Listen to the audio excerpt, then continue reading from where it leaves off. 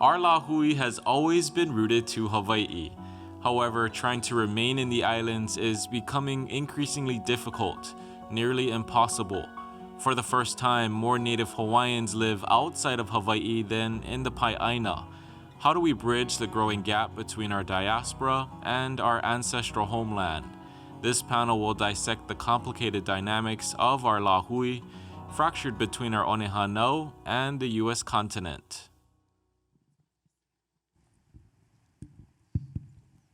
Okay, aloha everybody. I put this discussion on the agenda because I thought it's an important conversation that we need to have. There are certain perspectives back home that I feel need to be addressed, and I decided to moderate this panel myself.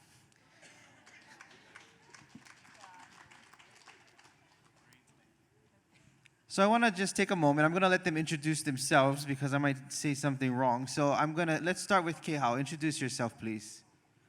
Aloha. My name is Trisha Keholani Watson, sometimes Sprout, it depends on what I say. My husband says I have to keep his name out of trouble. I am the vice president and co-founder of Aina Momona, so we formed that with Uncle Walter Riddy. A number of years ago, we operate out of Molokai.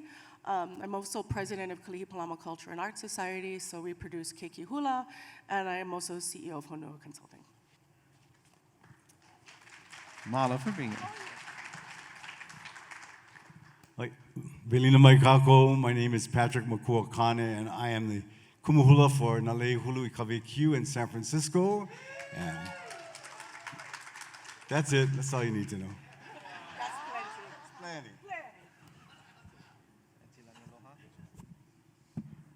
Aloha.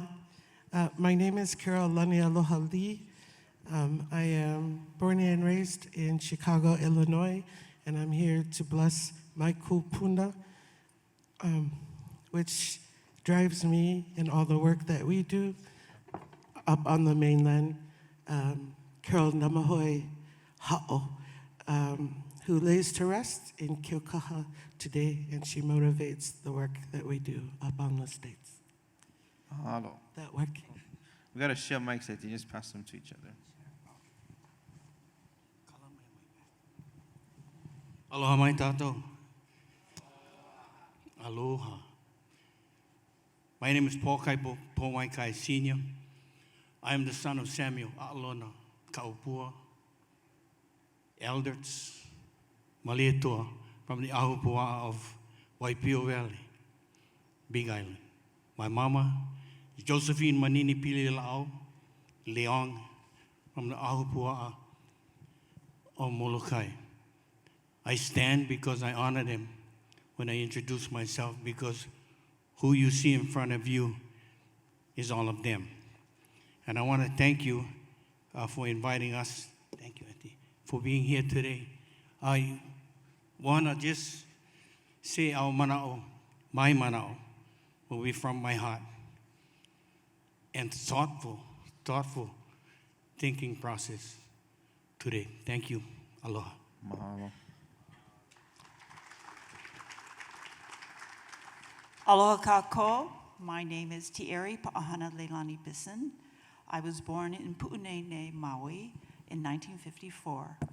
My father is John Joseph Bisson Jr., and my mother is Helen Francis Apo. My father's ohana are the Bissons, Lue'ehu Pauahi, Ahulau, and Ohia. My mother's are Chi Fook, Aikau Heva Heva, and Kekahuna. My parents moved and relocated to California in 1968. I have lived on the continent for 55 years. I currently live in Las Vegas for 20 years, and there the story begins. Mahalo. How about a hand for our panelists? So just to remind everybody, this discussion is, as more and more of our native Hawaiians move away from the islands, there's sentiments back home.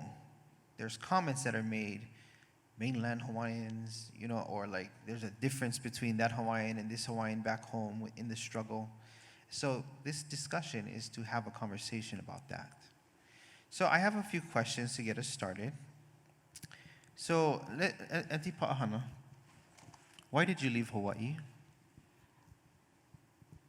We didn't really want to leave Hawaii. At that time, my father worked for Young Brothers in Kahului, Maui. And he just returned from Germany. He was in the army. And he happened to be that time when, after the war was over, he was part of the accounting connections where they were talking about dividing the properties out in Berlin. So he was in the accounting department. So he came back to Maui, and he had every intention to return back into the forces. But my grandmother took ill, and he decided to stay on Maui. Working, he got a job with my grandfather at Pier 1 in Kahului, Maui, and as he worked as a jitney driver, started out very basic, he met my mother and got married, and he was a Maui boy, never wanted to leave. And even when we moved off of the continent, his belief was we would always return back to Maui. So as promotions came, and he was at that time where the transportation was expanding from Hawaii to the continent. And his promotions came for each movement of the ports. So we relocated to Oahu when they put up the Pier 38. Dad had a wonderful promotion there. 5 years later, he was promoted to open up the initial port of Long Beach. So in his mind, we were really forced to move. On behalf, he did it on behalf of Hawaii as an expansion. So we relocated to California. At that time when we were there, this is 1968. So we were going through probably a cultural shock when we moved in California. At that time in California, it was 80% Caucasian, 15% Hispanic, Mexican, 1% Asian, 1% Black, and 3% unidentified unknown. We were the unknown population. Nobody knew what Native Hawaiian was, period, back then. No thing of Native Hawaiian. They knew about Hawaii through Hawaii 5-0, but they did not know that there was a race. There was a race of Native Hawaiians. So pretty much that brought us onto the continent, and there we stayed because of my father. So we were educated, and the education in California is outstanding. I have to say that. We all had our professional careers, and it's sad to say my father passed, and he was not able to go back to Hawaii as he wished, even after he retired. So we have now 3 generations on here, and I will say, because of my parents' love of Hawaii, love of their parents, they instilled in us the values that we carry on today. I do not see myself separate from Hawaii. I just see myself as an extension of Hawaii out here, with my aloha always going back to Hawaii. And that is part of our ohana's feeling up here on the continent over the years. Thank you.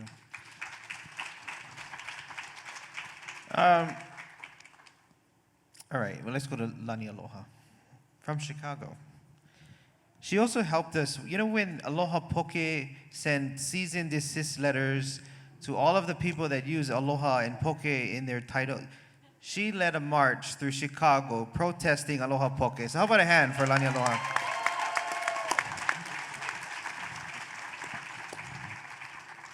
Even more recent, she has some recent accomplishments too, but we'll get to that later. Okay, so Lani Aloha, you've been trying so hard in Chicago to celebrate the history of Hawaiians. Why should that be important for Hawaiians living back home? Because we're related to many of you back home. We didn't get to Chicago by accident. So I think the farther we go, the more broad the distance, yeah? The easier it becomes to forget. The easier it becomes to not even think that there really are Hawaiians in the Midwest. And there's plenty of reasons, I totally understand, plenty of reasons why there are so many people who are hesitant to trust in that and believe in that. And there are some of those reasons I was trying to dispel in the most recent accomplishment up in Chicago. But why not?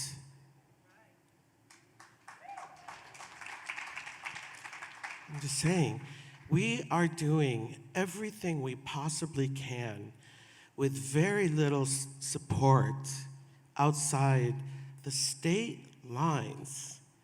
And yet those lines mean nothing to us. We're just like Pa'a said. We are Hawaiians in the Midwest. And I myself, I am motivated by the awesome work that's being done, not just by my ohana in Hawaii, but all you guys. You have set a precedence for us to not forget. But if we don't put out the nature of events that really draws the kind of audiences we really need to see before us in Chicago, that would be those less informed.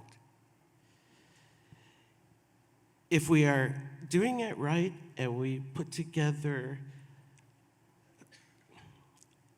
a comprehensive piece of work that really lifts Native Hawaiians everywhere, above all this misperceptions of who we are as a people, and that we have been there and we now have proof that Hawaiians have been in Chicago for 130 years, then why not?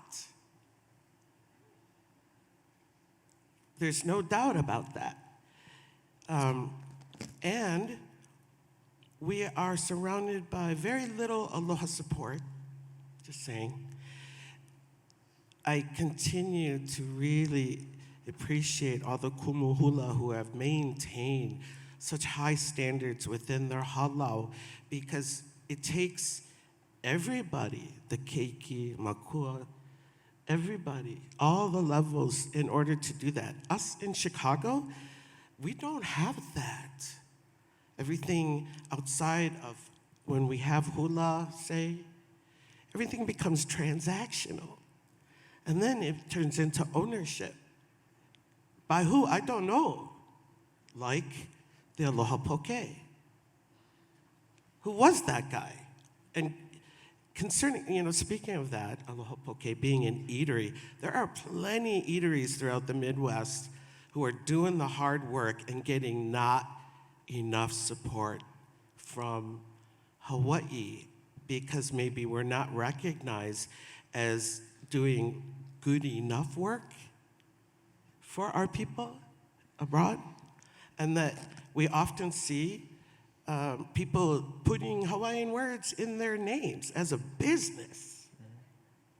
And that's supposed to constitute ancestry. But we don't ask the right questions first before we, there's so much assumption. And so I think that, I think there's clear evidence that there's still much to be learned and shared between Hawaiians and the work that they're doing in Hawaii and the Hawaiians that are up on the continent, more deep, a little bit more east, than Vegas. Because if you think about, I'm just saying, if you think about it, this meridian thing, if you put a line from Winnipeg straight down to the tip of Texas, 82% of the people of the continent lives to the east of that line. And if you can imagine, 82% of the population of the entire continent, that large of a body, there is no way you can tell me no Hawaiians. Not in that big chunk. And we are taking steps even this year, later, I was just sharing with Pa'ahana, that we have to create different kinds of opportunities for our people to gather among people that we feel safe with, so that we can feel safe with saying, oh, I've been here so long and we couldn't get back and we no more the money, but we really, I don't have enough to teach my children.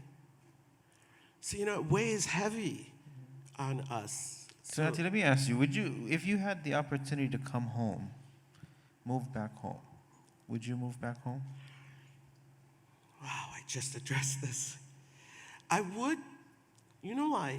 Because I think I have spent a lifetime trying to nurture the growth of our Native Hawaiian community in not just Chicago, but the Chicago Midwest. I think it's as far as I can go. I started with what I had. We worked with the people we had. We identified the talents that we had to work with, and we did our best to present in order to move our community forward and not forget. So today, I have hockeyed, pat me on the back, I have hockeyed some things I've put decades into institutions up there. I thought they were telling me the truth, that they were behind Hawaiians. And I realized I just put more money in their pocket. So I am proud now about that. And I am now making plans to make sure that I'm also the executive director for the Aloha Center Chicago.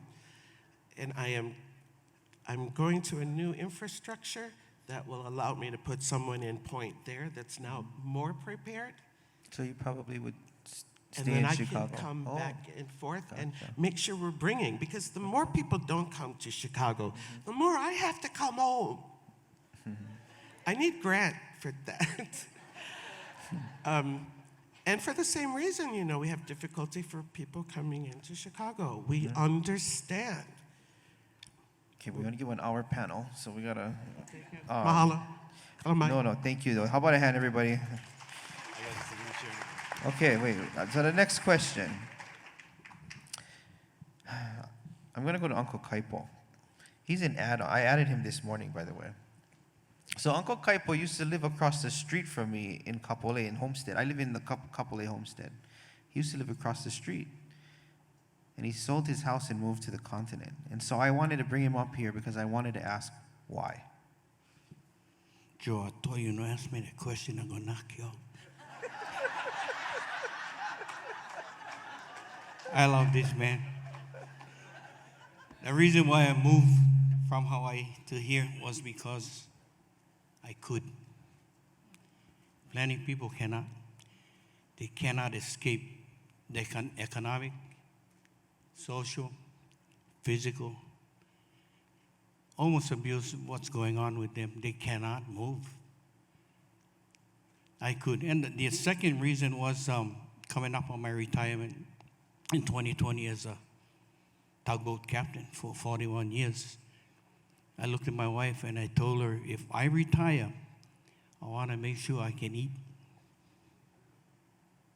The eggs was 49 cents a dozen when we moved here. Milk was $2 a gallon. The other reason why is, and Joe is right, I lived in an amazing community called Kanehili in Kapolei. When I moved there in 08, 07, 08, I got my home. They told me that I have to use a HOA managing company of their choice, Department of Hawaiian Homelands. I called them up and I respectably said no, that I am going to organize a homeowners association and we're going to implement our own DCCRs, our own bylaws, and we're going to run this community like we want to run it, not a managing company. First person I invited was Miss Savio to come to my house because it was at my home that we organized this board of directors.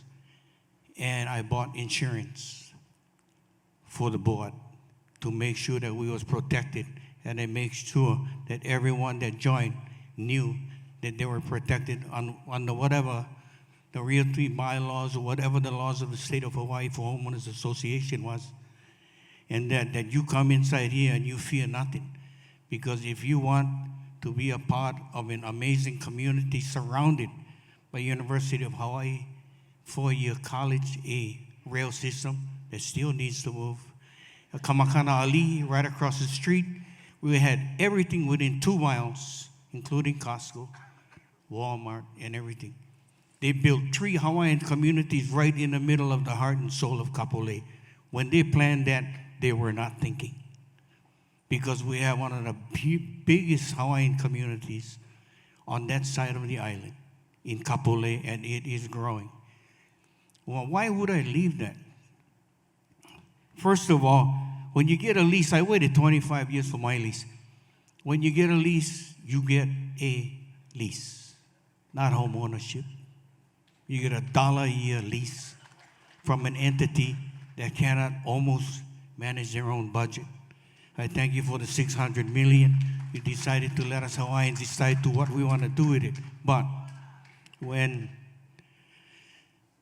I decided to move, my hardest part was telling I am one of 9 siblings. I have 64 nephews and nieces, half of which live in Hawaii, and they were all asking, Uncle, how come you're moving? I said, just come to my house at a designated time. My 4 siblings, all of their children, about 30 of them came with their grandchildren, and they sat in the middle of my home, and they looked at Auntie Donna and I. And I couldn't tell them I was leaving because I was the conduit to the Pomaikai Uhana, to the rest of the state of Hawaii and everything that was going on. Because I always did my homework in what I did so that I can pass on correct information. Correct information, and I had the source. So I sat them all, and I said, well, thank you for coming. Uncle didn't know this, but over the years sailing on a tugboat that I don't know how to tell you this, but I met a man named Kioki, and we fell in love.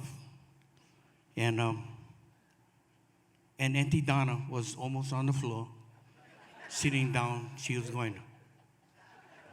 And I talked to, well, I'm going to talk to Auntie, and we're going to leave. We're going to amicably. We're going to separate. I'm going to marry John next week. My nephew almost threw up. My niece, my sister just started to cry, outright cry. Joanne just went, and I went, and Auntie Donna walked out of the room. And then I said, nah, Uncle, only joking. Uncle ain't moving. And everybody went, oh. Okay. That's the best delivery I ever made in any meeting. So we moved. And I was going to tell you, wrong panel, Uncle. I feel it's just a carryover. No worry, he and I talk to you, bye. But this guy and his father and his cousins, I had to move a jacuzzi, 1,000 pounds. I went to his house, got the father, all that, and we moved a jacuzzi. And he said, whose jacuzzi this? I don't know, it's not mine. But this lady need help. You guys can come. And we moved this. The offshoot part about it and living in, just bringing that aloha to the continent. I have nephews and nieces here. I have a huge family since 1962 in Oregon, a brother in Texas, son in Santa Cruz, a daughter in Portland. We all love each other, and we all love Hawaii. We all stay connected because I am the conduit for the Pomaikai Ohana in the state of Hawaii and on the continent. That when anything comes up in the state of Hawaii, they call me up and they get a correct answer. We cannot pass on falsities. If you're going to pass something on, make sure it's correct, even if it's bad. Just make sure they know the truth.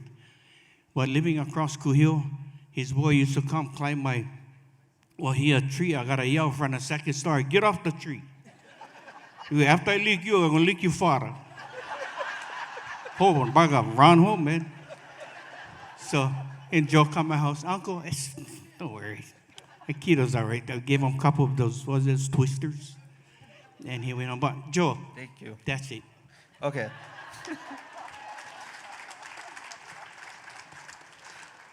Okay, I'm gonna go to Patrick Makuakane next. So, Lilikala, Kumu Lilikala, she would say, all the other Polynesian cultures, when they move away and they start making money, they send the money back home to support the ohana back home. She used to say that. She still says that. Because they want to support their ohana who's struggling. But that don't happen with our native Hawaiians. So I'm just wondering, it's just a question. And it's a very good question, and I have an answer for you. I can send you my address, though. Recently, Puakea Nogomeyer, I'm sure you folks are familiar with Puakea, celebrated his 70th birthday at the Vai Collective this past Sunday. And the invitation was sent out, and it said, no lei, no gifts. But if you want to make a donation to Awaiaulu, that would be lovely, and no need, if you don't want to. So I sent that invitation to my halau. I said, you're not invited, but I wanted you to see this. I'm going, and I'm going to take a personal donation. I said, if you would like to make a donation as well, because I know you folks love Puakea folks, I will take that with me, and we can present it as one. And I collected $10,000.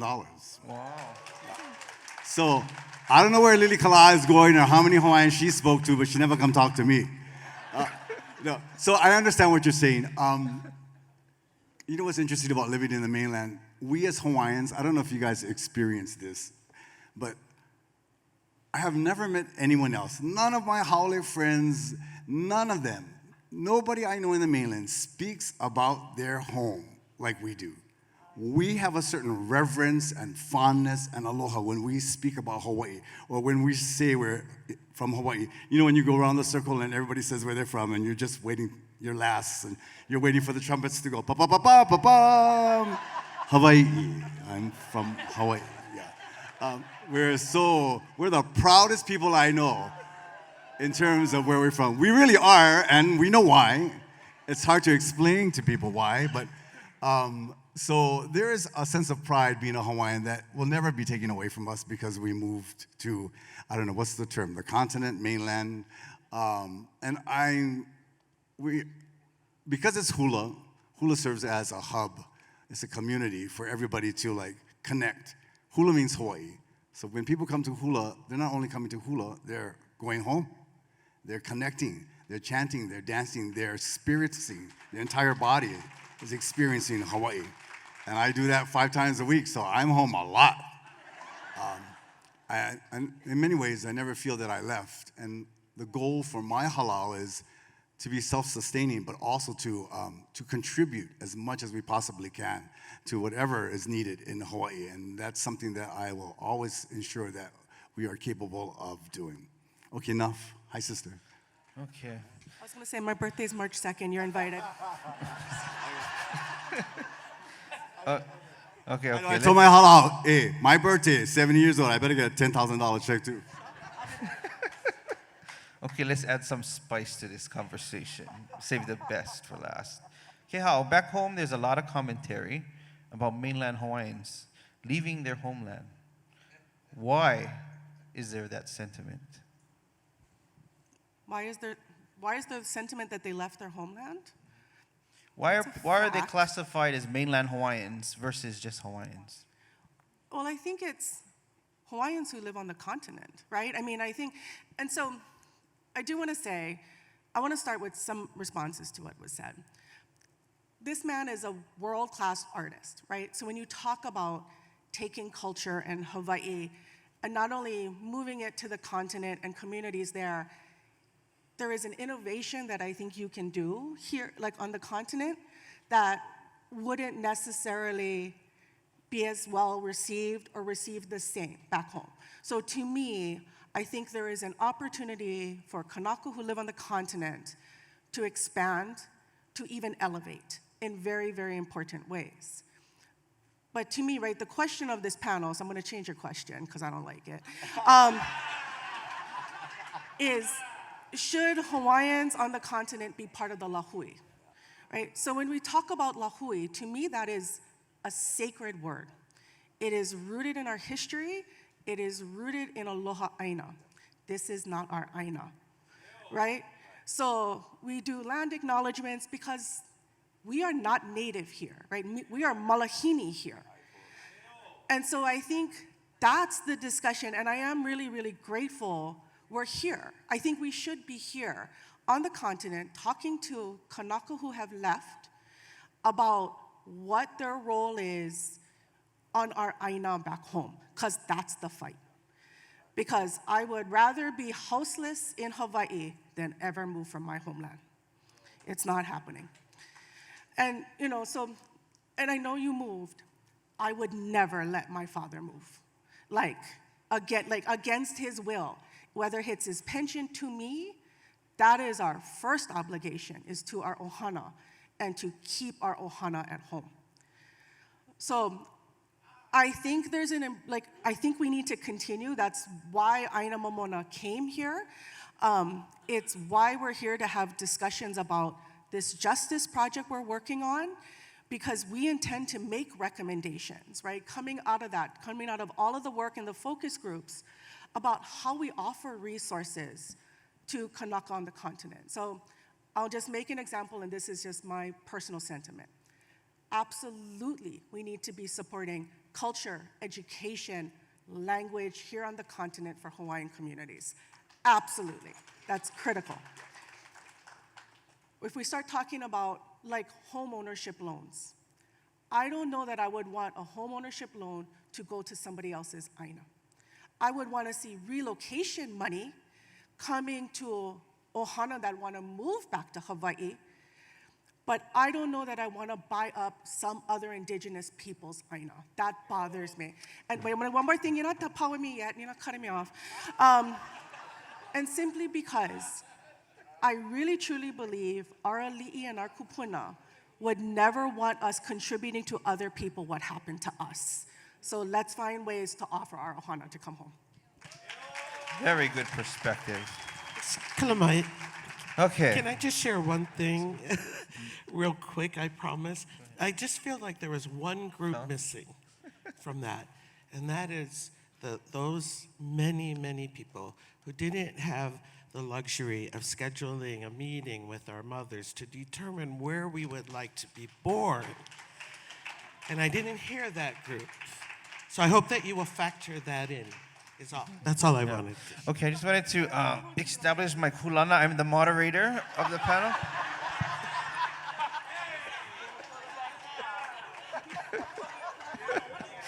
Okay, so let's get to the questions, since you're already going there. So obviously having this convention outside of Hawaii was a big decision. If you just got to go read the Star Advertiser's comments over there. You know, Allison Schaefer's is in the house. How about a hand for Allison? Be nice, Allison. Okay, if you read the comments on the Star Advertiser, for example, there's a lot of pushback from our Lāhui back home about extending resources, extending opportunities, given there's so much struggle in the homeland. And so I'm also wondering who's this WS808 in the comments on the Star Advertiser. If anybody knows, please let me know. I was thinking that was John Monahan for a while. You gotta go look. Anyway, but I know it's not. I asked him, he said it's not. But anyway, sentiment back home is there's a feeling that they left their one hanau and shouldn't have the same benefits and opportunities of those still in the homeland. So what do you say to that? I just want to ask the whole panel to help address that. Aoli. We're When my family needs money, I send it. When I need, they send it. Lāhui is just that. If you have, you can share with your ohana. And you can give where it's needed. If it is not needed, pass it on. Because a gift that is not used is a makana blowing in the wind. It'll do nothing. And if we bicker and fight about funds, wherever we're at, and do not share the surplus, if you want to call it, struggles, we struggle here in Las Vegas. My family struggles in Oregon. They struggle in Texas. It's a different struggle. I kid you not, because if they had that same struggle in Hawaii, they'd all be living down in Pokai Bay right now in a tent. But because of our ability to think for ourselves, as a Salamoku, we sailed so that we can come home and tell a story. And the story is told around a circle, and then it is translated out to however the messenger takes the message. But I'm going to tell you this, I've seen enough of this world to want to get to Nanakuli and never leave again. Never. But because I am who I am, and my father taught me, if you don't work, you don't eat, and you fear no man, I can go any place on this planet and affect my Hawaiianness wherever I am, whatever I do, and in all that I do. Thank you. Lani Aloha, you want to address that next? You want the question again? Or you? I don't know how you guys survive in Hawaii. And I never forget that because I grew up hearing the struggles from my parents and how they got up here. It was from need, it was survival. It was in uncertainty and during turmoil. So because I'm so aware and I am surrounded by Nisei too, all the stories I heard growing up, we stayed laughing. They found a way to just laugh about it.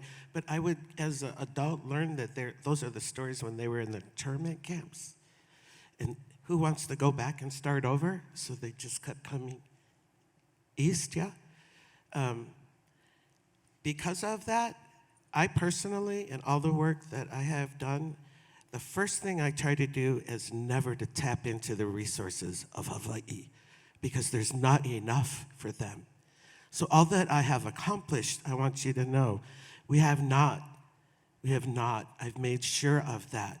There are resources that are available to us if we are enough to know how to navigate the system and understand what's available to us. I will continue to tap all those resources if it empowers me to empower our Hawaiians to have more choices, to either remain or go home, to pick up some of these lost skills because our kupuna has gone. So I have to say, I would impress upon Hawaiians up on mainland, if you really don't, there's other avenues will help you, but if you can find a way to do it up on the continent and not have to tap in, let's not. Let's do our job of developing new resources where we live that helps us to grow our Lāhui where we are so that it blossoms into a large enough flower that basically we're going to see one big flower over the map between Hawaii and this big, huge landmass that's right beside it. And maybe we can one day view that the flower is Napua, and they are all there to represent the place we love so much, which is all you guys in Hawaii. So mahalo. That's my mana'o. Mahalo. Pa'ahana? The request from the continent to share in the calabash at home is not an individual request. The request is to help us service those who have left Hawaii. We can try in the individual states that we have, and we've been ma'a to how we can work the system out here to support our residency. But like you said, as the flood of Hawaiians come to the continent, we are only asking Hawaii to help us care for them, to help them be successful as they should be as a native Hawaiian. We want to show the continent that our people in Hawaii care about us. It's not the kala, it's the action. $100 shows us Hawaii cares about the poor that have moved to the continent. It's not the money to make an individual rich that we ask for. We ask for the kala from our inheritance back in Hawaii to support our ohana up here, get them better educated so that they can return home. I myself want to go home, and I have plans to go home as soon as I can, but I want to go not to drain Hawaii. I want to bring things back with me to enhance Hawaii. So the thought of us, and like I said, it's more of a spiritual connection that we're asking to share the calabash. Another thing too, we are willing to help fill that calabash. It's the numbers that we look for. Count us, keep us on your count. When you separate, you lower the count of Hawaii. Let's expand ourselves. We have so many Hawaiians up here. We have a louder voice. Sometimes the 2,000 miles away has such a soft voice that you do need our mainland out here, or continental Hawaiians to say, hey, hui, we're here, we're Native Hawaiians, we support our Lāhui back on there because we belong there. We know we are temporary here. I feel I'm temporary. If we could, everybody will move back. But like I said, if I go back to Hawaii, I want to bring things like a Hawaiian value is. Let me bring something back to Hawaii. Thank you. Kumu, you want to take a crack at this? So one of the great things about living in San Francisco and having a halal is that we're funded by the city, by the state, by corporations. And I wish Hawaii Halal had that opportunity, but obviously it's difficult because there's so many of them and they don't have that. So we're a mid-sized arts organization. We've been in a few years, we'll be celebrating our 40th anniversary. So for me, thank you very much. So when I have artists come from home or cultural practitioners, my first and main objective is to pay them well, what they're worth. Those days of thanks, for brother, for helping us out. They are paid well, and they are paid the kind of stipend that their artistry deserves. When my kumu, Robert Casimiro, comes to teach a workshop, I don't treat him as, oh, that's my kumu, I'm like, no, you pay. And we pay him well because he's freaking Robert Casimiro. Or when Hina comes, I know some big wigs who are just incredibly generous of heart and time. And one of the ways that we can kokua them is to pay them what they're worth. And that's one of the things that we can do here in the mainland because Hawaii doesn't have the money. I never, ever, ever want to take money away from people who are living at home. And the other thing is, I don't care where I'm living. No one is going to define my Hawaiianness to me. No one is taking away me from the Lāhui. That's a fight I wouldn't even fight because I don't need to be acknowledged by anyone because I know, he kanaka au, he Hawaii au, and that's how it's always going to be with me. Thank you. Okay, Hao, I'm going to let you ask your own question. What? No, I'm going to let her ask her own question.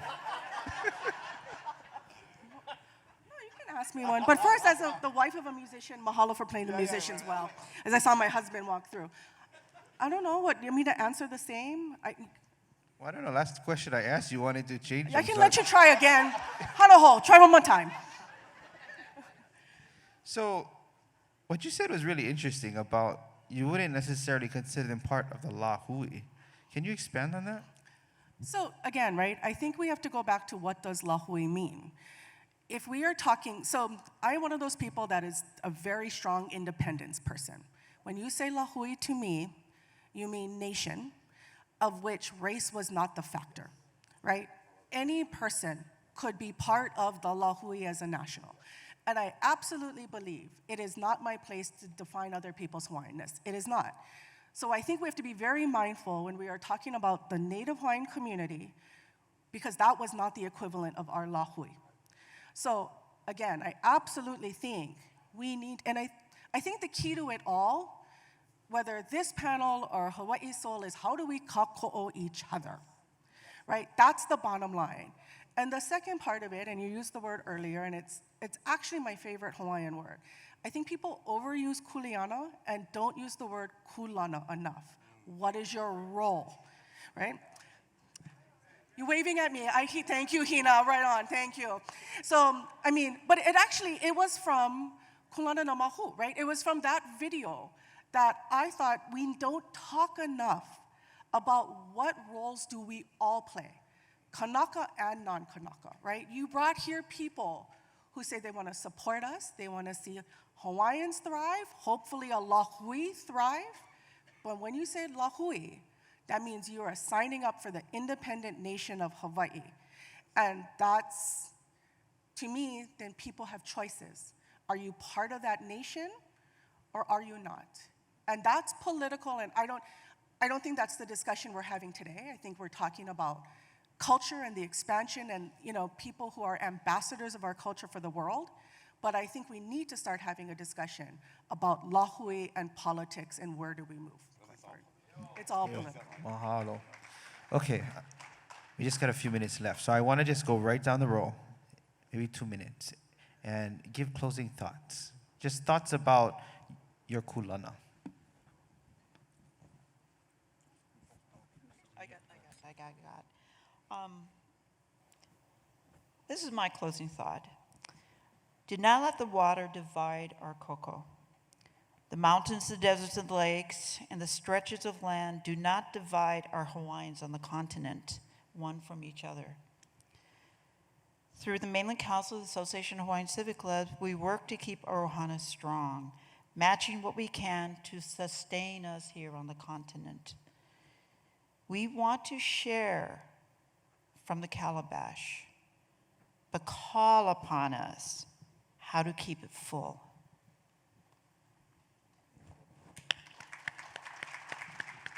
My kai. My kulana, as a father, grandfather, great-grandfather, uncle, and a ho'aloha to all of my friends.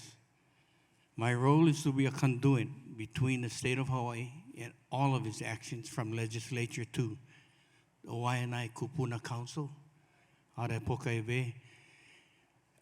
And I want to just say, Lena Spain Suzuki. I told that kid go do something one day, she never come back. And she's still doing it with the Waianae Kupuna Council out at Pokaiwe and actually the island of Oahu. But my closing thoughts is pray for us on the continent, and we will do the same for you. It is without prejudice, without jealousy, without all of this hakaka that you think about. When a man comes up to me and Smith's over here and say, Uncle, oh, Marakai, yeah, okay, we find out we're almost related. He said, come my house, go eat tonight. I look at my wife, I look at him, bro, I don't know if you're a serial killer or what, but I cannot just go to your house, go eat. I gotta know you first, maybe McDonald's or something. So the feeling of wanting to be Hawaiian on the continent is amazing. And I do not take it lightly, because everyone that comes up to me and says, Uncle, or how are you, they have that wanting to be connected to our Lāhui in the state of Hawaii, most of all to our ohana. Because without ohana, we got zero.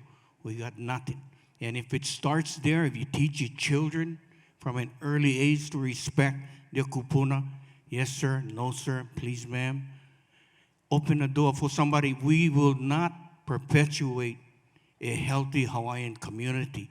We are a Hawaiian with roots. When I opened up the board of the Homeowners Association in Kanihili, after some heated discussions at a board meeting, I finally said, you know, you guys like what the haole get, but you don't like follow rules.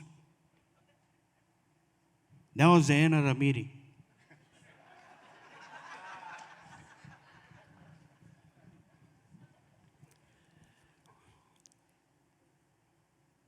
I am guided by the wisdom of my grandmother. It's what I have. And the greatest gift was that I think she did a good job in instilling Hawaiian values in us in Chicago in the middle of the 60s when there was nothing around. And that it took me a lifetime to understand what Mauka to Makai can mean for Hawaiians abroad. That whole thing encompasses so much we miss on the continent. But I figured it out. You have Mauka, we have skyscrapers that are talked about around the world. You have Makai, but when we look in Chicago, we have a lake, a pretty big lake, the Great Lakes, one of the largest freshwater bodies on this planet. And at the very least, when we look through different eyes, then I see my grandma. And it doesn't matter the landscape in what I see in terms of the lay of the land. It only matters to me who's here, who is left standing. So my mana'o about all this is we of course greatly respect our Native American communities. We are close in Chicago. We've spent 30 years growing together. What else can we do when we don't have enough Hawaiians? We gotta get with the natives. And they are experts at stuff that we have been facing for decades. And we have learned greatly from them. And through them, we are reminded of how blessed we are. So I follow the mana'o of my grandmother, Nanai ke kumu, because they have never failed me. And I want to share with you that I hope that you will look to the Midwest, that there are enough of us, even in numbers, we would be so willing to help Hawaii in any way that we possibly can. And I hope that you also, I would like to just gently remind people that I think that you guys have already been blessed with Midwest. Puakea Nogelmeyer, that boy was born and raised in Minnesota. We have Ray Kane. He was born and raised in Lake Wobegon, up in the Wisconsin north side. Royal Hawaiian Band, I believe there was at least a half dozen or more band leaders that came to conduct for the Royal Hawaiian Band.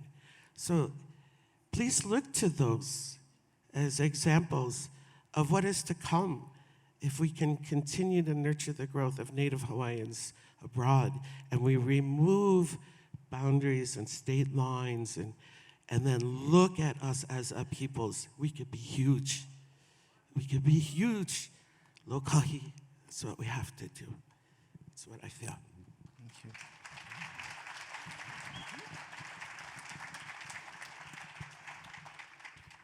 I am you, and you are me. And who are we? We are the products of those kupuna who signed those anti-annexation petitions. That's who we are. And they, who are they? They were the 10% left after 90% of our people were killed by disease and whatnot. And they want it to be an independent country. We're their legacy.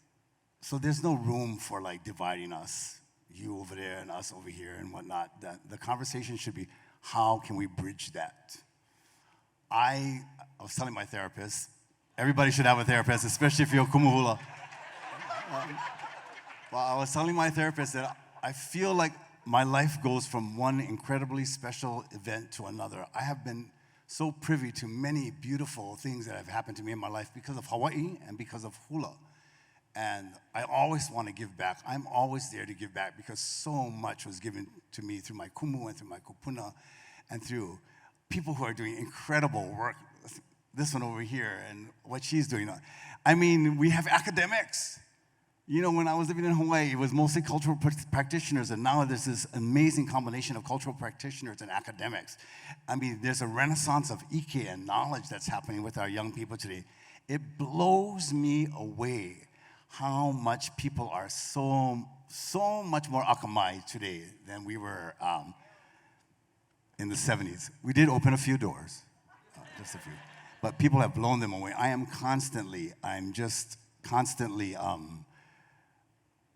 aghast at how much people have advanced forward. I know we got a lot more to go, but it's with such pride and ha'aheo that I see what people are doing and what they're writing and where we are right now. And I feel that we have a long way to go, but we're going in the right direction. So no division, one people. So I want to kako'o that sentiment. Just being here the last couple of days, it's super nuts back home. I think everybody's exhausted, so we all kind of came because this was important and we needed a little break. But I am so amazed just hanging out with everybody at exactly that, how far we've come. I believe so much in our people and what they're doing right now. Right? I don't know if Micah's in the room, but first Native Hawaiian CEO of HCF. John DeFries is next, first CEO of HTA. The work you're doing, Jamie, Venus, right? We must not limit ourselves to just what we can accomplish for the Hawaiian community. It must be what we can do for Hawaii and the world. And I think we've moved in that direction, right? Michelle said it during her keynote. CNHA didn't just show leadership for the Hawaiian community. During COVID, it was what can we do for everybody? So I'm one of those people that truly believes a rising tide lifts all boats. So to me, we have to continue to have these discussions. They have to be uncomfortable at times. I think that makes us stronger as a people. You and I, Kuhio, look at me. Hello, don't look into me. How many times have we beefed it out, right? I mean, but that's many times. I can tell you stories. He's been very mean to me sometimes, but I take it like a champ. Don't worry, I swing right back. But that's why we have so much aloha for each other, right? I know I can swing at your face, but the next day I have your back. And to me, that is why we're here. To have the hard conversations, but still have aloha for each other. To say, you know what, I might not agree with you about everything, but I know your heart's in the right place and I'm gonna kako'o you. Because sometimes my role is to follow your lead. And so to me, that's the potential of us. That is our true strength. Not just how can we help one another as individuals, how can I back you in the wonderful things you're doing? Where's Jamie? Is Jamie in the room? She might not be. She drank a lot last night. Love her. But she sent me, and this is something I want all Hawaiians to do. We are bad at asking for money. It is counter to our teachings to be humble, not ask too much, to have enough, to not ask. And she just took over as CEO of a new nonprofit, and she sent me a sponsorship letter. And I responded immediately. I said, mahalo for sending this email. Thank you, I am proud of you. Girl, ask for that money. Because you folks have resources we do not. You're eligible for things we are not. We're eligible for things other people are not. And if we all put into that calabash, the thing will be overflowing. So let us work together, let us support one another, and let us just lift all of this, because I agree, we're moving in the right direction. And that's why it's good to have an haole boyfriend, because they know shame ask. So you just send them out, go ask, and they get them, you know. What a great way to end this discussion. Thank you all for this discussion. How about I had everybody for our wonderful panel? Okay. This afternoon in breakout sessions, there's a number of breakouts to further this conversation, so I encourage you to join them. Again, mahalo nui everybody for being here, for being a part of this discussion, and we look forward to finding ways to support you. Mahalo Kuhio for bringing the convention to Las Vegas. Mahalo.